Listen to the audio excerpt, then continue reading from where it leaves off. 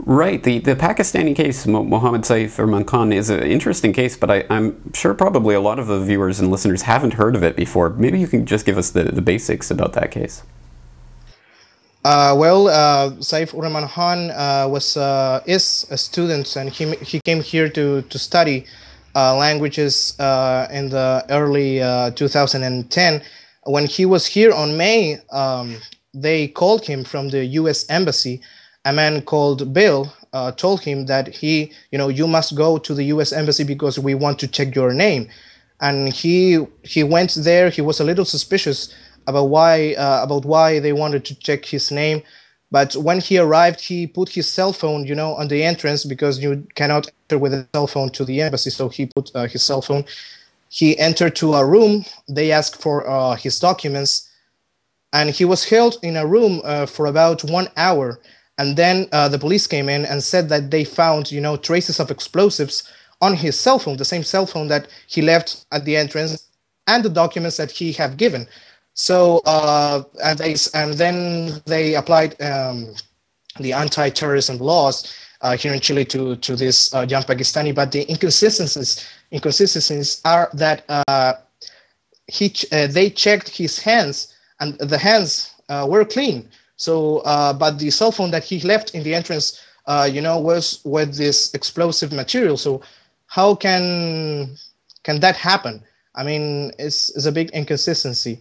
And obviously, you have PDI, investigation police, entering to his home while he was in the embassy. The police took pictures of them being dressed as civilians, and they entered to his home. They were there for 20 minutes, and nobody knows now what they did in that place. But after they get out of there, they found more supposed traces of explosives. So it was a big frame.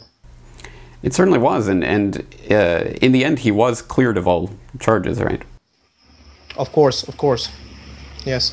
And we have this WikiLeaks release confirming that the Israeli embassy trained a lot of PDI officials so they can know how to fight terrorism. So there's some link between that, because it was the PDI who entered to his home and was looking, to put something on him. Right. A fascinating case, and I understand you did a documentary about it. Of course, I'm trying to translate the documentary. I don't have too much time because I'm now studying in college journalism, but I'm doing my best to have it translated for May 10th. That is the 1-year anniversary of this case, and we as Chileans, as Chilean resistance, we are trying to make something on that day to ask our government for a new investigation of what happened. Exciting. I certainly hope that you can do that. And I know that you've been putting out a lot of videos in the past at NW Noticias, maybe not so much now that you're at university, but what kind of things are you working on right now?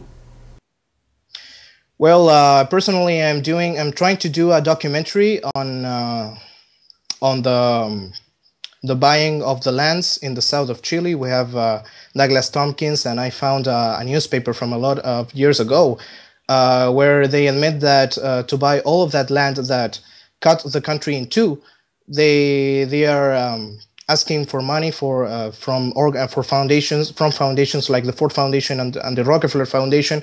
And we have, in Argentina, in the south of Argentina, in the Patagonia, they are also buying lands. So I am interviewing some people that know about this, and I want to make a documentary about that. Also, I translate a lot of Alex Jones's videos, some of your videos as well.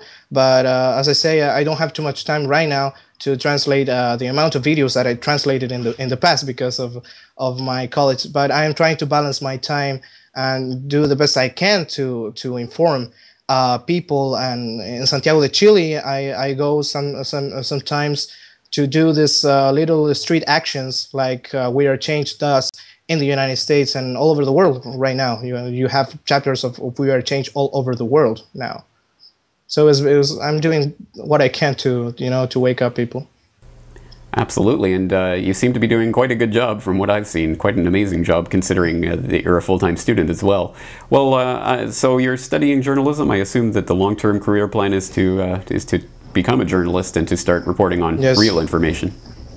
Of course, of course. Here we have a monopoly of media in Chile, and of course in the United States it is the same thing. But I think that all citizens must be journalists in their own sense, spreading the word, spreading the truth, spreading information. And I think is in all of us to do something, a little something every day to wake more people up.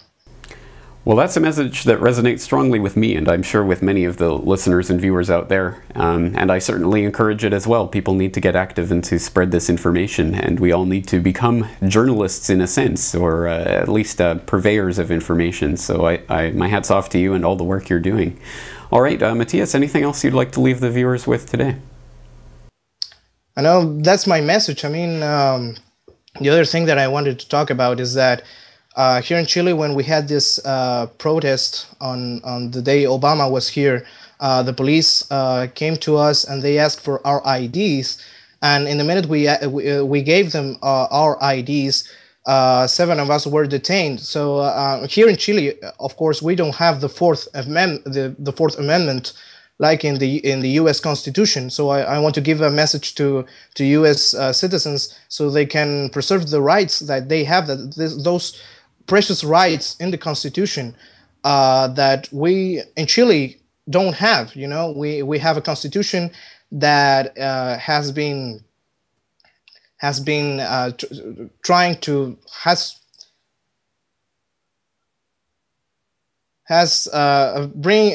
brought a lot of laws that were put in the dictatorship in 1973, and our Constitution has to be rebuilt here in Chile. That's my message. You know, you have to protect your rights that you have in the United States with the Constitution. Is a precious thing. It's a good point, and one that's not made often enough. Here in Japan, police have extraordinary powers to detain citizens without much reason and without much recourse. So again, it is extremely interesting and extremely rare to find societies where those types of rights are enshrined, and when they are, they have to be jealously guarded because the tendency is always to try to take them away from the people. So it's a good point. And that's why the elite wants to bring down the United States. Of course. Absolutely, and a big part of that is the free trade of the Americas, and of course Rockefeller has been influential in that, so the work that you've been doing trying to expose that in Chile is very important as well. All right, Matias, I think that's all for today, so I would once again direct people to your excellent YouTube channel, and I hope to see the English translation of the Pakistani case sometime in the near future. But at any rate, I'll be looking forward to all your work in the future. Thank you again for joining us today.